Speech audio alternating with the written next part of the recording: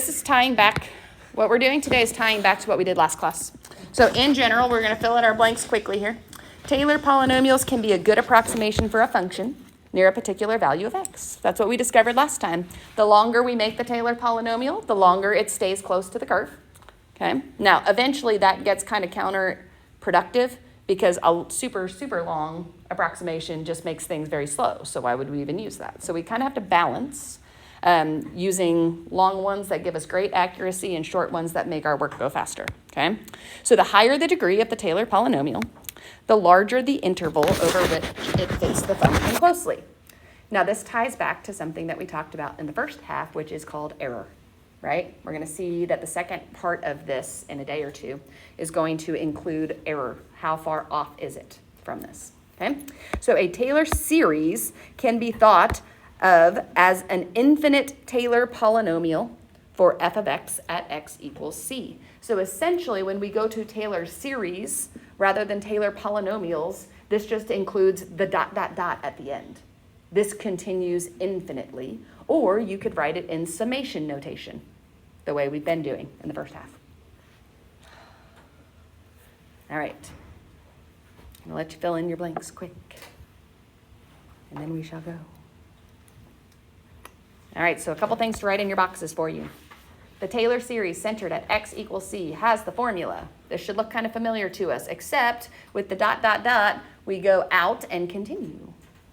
So it's f of c plus f prime at x minus c plus f double prime over 2 factorial times x minus c squared plus dot, dot, dot. The general term is what we call that nth derivative over n factorial times x minus c to the nth power.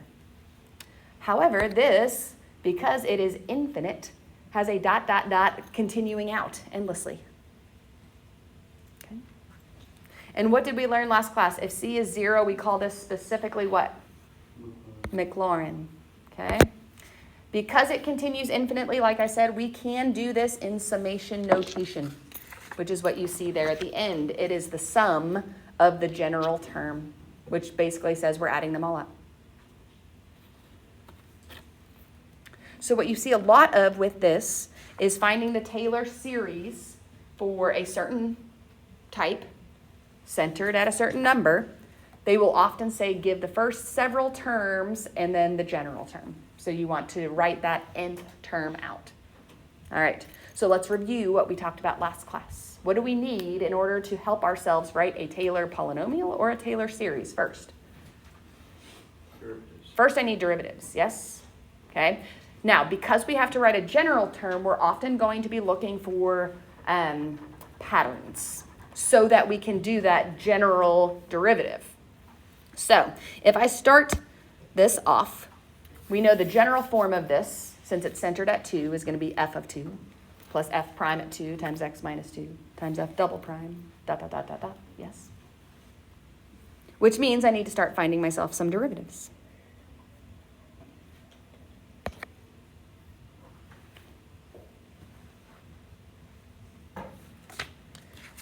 So if we just make a list, the first thing that we need is f of 2. Well, f of 2 we just plug into, yes? We will call that e to the 10th. What about, what's the next one? F prime at 2. And what's the derivative of e to the 5x? 5e to the 5x. Okay, so what's my next one going to be? F prime at 2 is going to be what? 5e to the 10th. All right. Now, our goal is to start looking for patterns as we go. So what's the next derivative going to be? 25e to the 5x. How else could you write that to help yourself see patterns, what's happening every time? We're multiplying by what? 5. So how else could you write it? 5. Okay, you could say 5 squared to the e to the 5x. Right? So this is going to give me 25e to the 10th. All right, we're almost to the first 4 non-zero terms, right? The fourth one is going to be what? 125. Okay, do we see enough to see a pattern? All right, to write the first 4 non-zero terms, we simply start plugging in our numbers, right? So The way we write this out is this. E to the 5x is approximately, I don't know why we have an equal sign here. It should be approximately, because this is our Taylor series. What's the first term going to be? E to the 10th. Plus, what's the next term going to be? 5e to the 10th multiplied by x minus 2. Our third term will be 25e to the 10th, or you could write it as 5 squared, right? Look how we're going to that pattern. E to the 10th over 2 factorial times x minus 2 squared. So what's the best way to write the third one? Or fourth one, sorry. 5 cubed over 3 factorial times x minus 2 to the third. All right, so let's predict. How do we make our general term? 5 to the what? To the n times e to the 10th over what? N factorial times x minus 2 to the n. Yes? There is my general term. And if I wanted to write that as a whole summation, we would write it as the summation from 0 to infinity of that general term. Yes? Like that.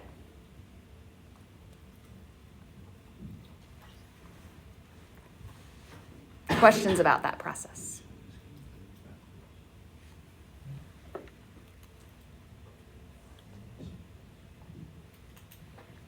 Now, it's kind of a lot of brute force work doing your derivatives and plugging in numbers and finding patterns every time.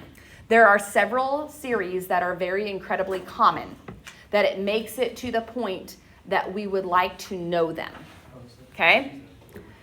Because of that, we're going to work on memorizing 3 specific series. Here they are. There are 3 special Maclaurin series you must know, okay? And here's the reason why. You're going to see in a minute that if you know these 3, you can find a whole lot more complicated ones by manipulating these. And so if you know them, your life is a lot easier. I promise you that. I would not tell you you had to know it at this point when our brains are like, pfft, if you didn't really have to know it, okay? Here's your e to the x one.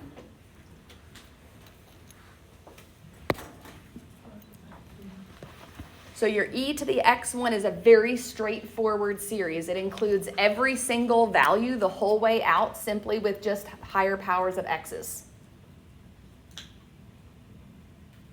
You can write it as x to the nth over n factorial.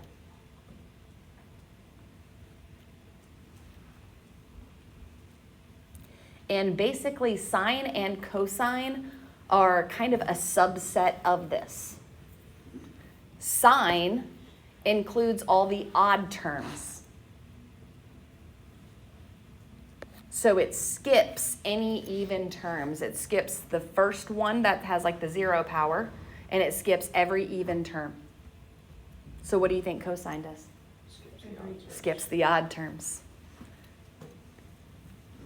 What I don't like about the sine and cosine ones personally is like the notation on it, but 2n plus 1 is the best way to say every odd number. What's the best way to say every even number? 2n. 2n minus 1 is going to go back to an odd one. It's just because we start at 0 that we use 2n plus 1, so that the first one is 1. And I'll just go ahead and throw the cosine one up there too. But they do all go together. And I do keep them straight by first knowing the E1. And then after that, knowing sine and cosine are subsets of that. Okay.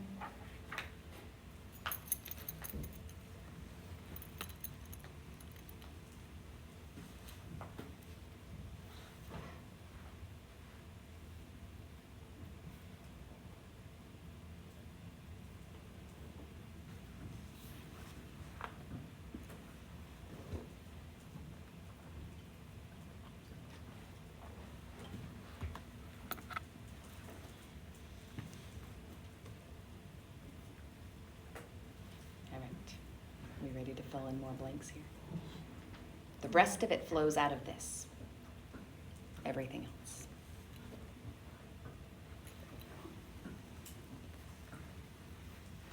All right. About to go to our blanks. 3, 2, 1, go. All right. So, those are Maclaurin series, manipulation techniques. Things that we can do. If we have those special series above, we can find another series using those 3. Ways that you may do this. 1, substitute into the series. If you have a different value for x than just sine of x, well, you could find sine of 2x by substituting 2x in place of x. Okay? Stuff like that. You can multiply or divide the series by a constant or variable. It's interesting that you can multiply it by a variable. So if you need like an additional x, like if it was x times e to the x, you could take the whole e to the x series and multiply it by x. It's interesting. You can add and subtract 2 series. So if it's a combination of e to the x and sine of x, you can add and subtract. You can find the derivative or the integral of a series. If you're finding a series that uses the derivative of one of them, you can do that. And last but not least, recognize it as the sum of a geometric power series, which is essentially what we were supposed to do today. And we're going to try to get there. We're going to do our best. If not, we may finish just a little bit next class. I'm gonna fit it all in here. It's going to be great. Okay? All right. The last 3 questions from what we were supposed to cover last class, which how, I don't know. I need to ask Napier how she ever did this. It's her timing, and I'm like, oh my gosh, how'd you fit all that in one day? I can't do it. All right. These are our main ways, though. Okay? 9.8b is the second part of this. Okay? We're going to definitely finish 9.8. We'll see about 9.8b. I'm going to do my best. Okay. So here's the best way to do this. Oh, look. We're supposed to find the Maclaurin series for f of x equals sine of x squared. Well, if you know the sine of x formula, which I would kind of lay my book flat right now because you obviously don't have these memorized yet, yes? You can substitute what in place of your x's? X squared, yeah?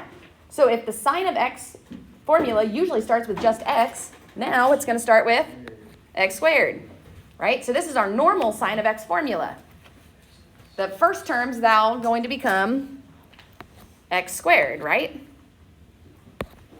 The second term, we substitute x squared and then cube it. So it becomes x to the 6th.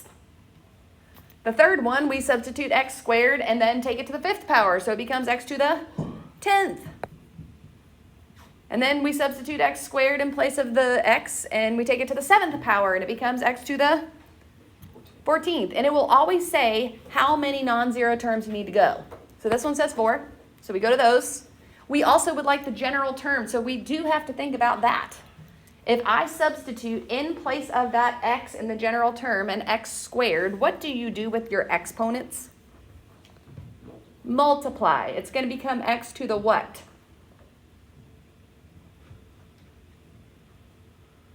2 plus 1 times 2. Yeah, so like 4n plus 2. Right?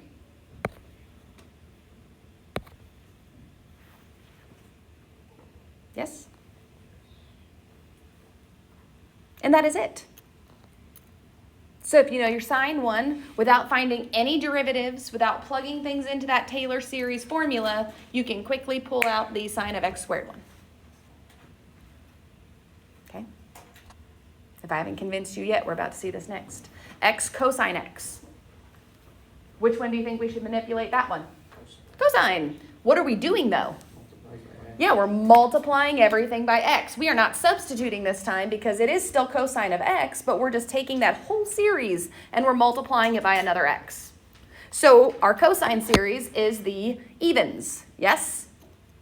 We're going to take that entire series and we're going to multiply it all by an x. So what's the first term going to become? X. What's the second term going to do? X cubed, but it stays over 2 factorial. X to the 5th stays over 4 factorial. What's going to happen to the general term? It could be an x in front, but if I want to combine it with the x to the 2n, think about multiplying x to the first times x to the 2n. What do you do with your exponents? So 2n plus 2n plus plus 1, because it's just 1x multiplied, right? So that is just going to become our x to the 2n plus 1 there, which should make sense, because what did we say 2n plus 1 represents? What kind of numbers? Odd. And aren't the x's on the top now all odds? Yes. Yes, they are. Okay.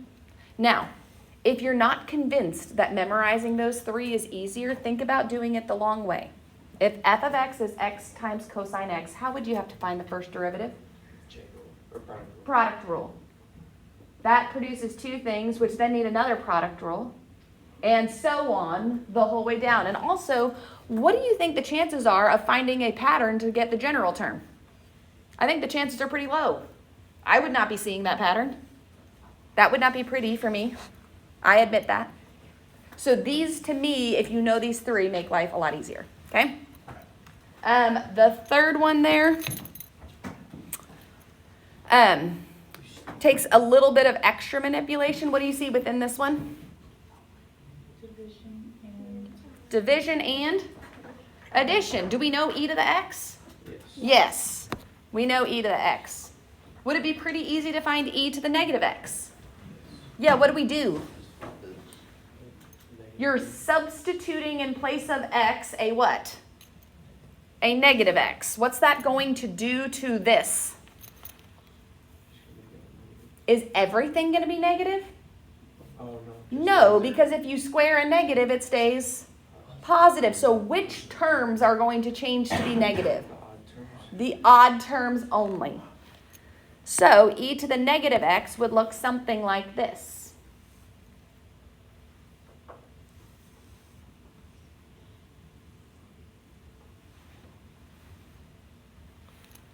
Which we said the odd terms become negative. Now, what are you doing with those two? You're Adding them. All right. Let's add them. All right, let's just think in terms of patterns, though. The more you see patterns here, the better off you're going to be. If I just added the first couple, obviously 1 plus 1 is going to give me what? 2. What's going to happen to the next term? It's going to cancel because it's a positive x and a negative x, yes? All right. What's going to be our next term?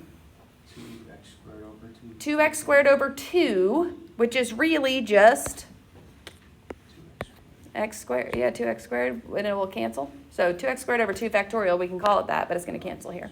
What do you think is going to happen to your x cubed terms? squared. They're going to cancel. So what's going to happen to every odd term? Cancel. They're all going to cancel. Every odd term. So what's going to be the next term that I actually get? X to the 4. How many x to the fourths? 2 of them over 4 factorial, yes? And 2x to the 6th over 6 factorial, and so on. Yes? Yes. Now, think about it for your general term. Which values of x's are left? Only the evens. How do we show that in terms of x's and exponents? Evens are just 2n, right? So my general term can be 2x to the 2n over 2n factorial, right? Because we've skipped all the even terms. Now, notice I didn't reduce anything because what do we still have to do? Divide by 2. Divide everything by 2. What happens? All the 2's go away, yes? So what is my final answer going to be? That. Because every 2 cancels.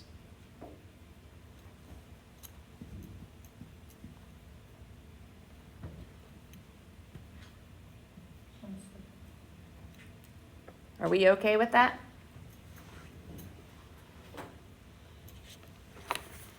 But look, I didn't do that in one step. I don't expect you to do that in one step. That's a process. E to the x is this. E to the negative x is this. See what cancels. Then divide by 2. Let's go, okay? Do I want to do that? that's a C. What do I have? No, I don't have to do that. I'm lying. I think I do have to show you one on the back, so we're totally not going to make it to the other part of it. That's okay. All right. F of x equals root 1 plus x. Find the first 4 non-zero terms. Is this a manipulation of any of the 3 that we've just talked about? No. Okay. So we have to go old school way. What's the old school way? Find all the derivatives. Find all the derivatives, okay? Now, to save you time on this, are you okay if I just give you the derivatives? Because I just want to show you what B and C look like from there, okay? Okay, here's my derivatives. They're lovely. Okay? But think about this as a free response, okay? Think about this as a free response. If I do this for part 1, and we're centered around 0, I am going to get out the following numbers.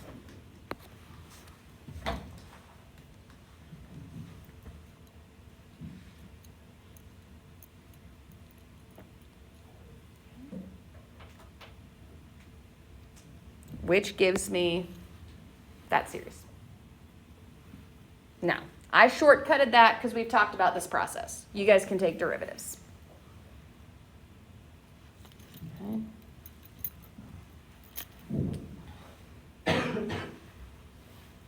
Now read part B.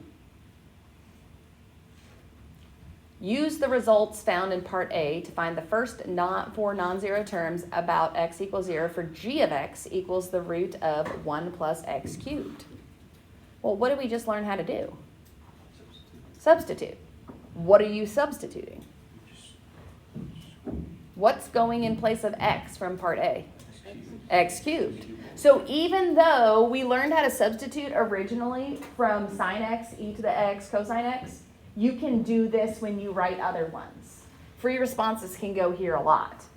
If you find the first one, you're showing you can do your derivatives and write your Taylor series and all that good stuff, and then you're showing your substitution skills using one that you did already. I'm not going to do that right now because, again, I can trust that you can plug in x cubed. What is C? H prime. Well, what did we just say? If h prime is equal to 1 plus square root of 1 plus x cubed, wasn't one of the manipulations taking derivatives and integrals? So essentially, they're saying now, you just found part B. Okay, let's say we found part B. Okay, part B was this. Now they're saying, set h prime equal to that. And find h. What would you be doing? Integrating. Because you're going back up a power to find h. And why did they give me h of 0 equals 4? When we integrate and we don't have boundaries, what do we add at the end? A plus c. So what are they giving me? The ability to find a c. Okay? We will finish more next class.